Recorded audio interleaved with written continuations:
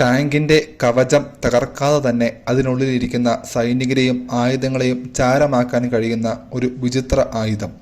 അതാണ് ബ്രിട്ടൻ കണ്ടുപിടിച്ച ഹിഷ് ഷെല്ലുകൾ. High explosive squash head എന്നാണ് ഇതിൻ്റെ പൂർണ്ണരൂപം. പേര് സൂചിപ്പിക്കുന്നത് പോലെ ഈ ഷെല്ലിൻ്റെ മുൻഭാഗം വളരെ സോഫ്റ്റാണ്. ഈ ഷെല്ല് ടാങ്കിൻ്റെ കട്ടിയുള്ള ആമറിൽ വന്ന് ഇടിക്കുമ്പോൾ തുളച്ച് കയറുന്നതിന് പകരം പ്ലാസ്റ്റിക് സ്ഫോടക വസ്തുക്കൾ ടാങ്കിൻ്റെ മേൽ ഒരു ചേറ് പോലെ അല്ലെങ്കിൽ ചപ്പാത്തിമാവ് പോലെ ഇങ്ങനെ ഒട്ടിപ്പിടിക്കും.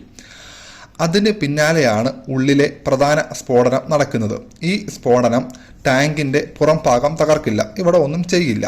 പകരം വേഗതയുള്ള അതിശക്തമായ ഷോക്ക് വേവുകളെ ടാങ്കിൻ്റെ കട്ടിയുള്ള ഇരുമ്പ് ഭിത്തിയിലൂടെ ഉള്ളിലേക്ക് കടത്തിവിടും. ഇങ്ങനെ.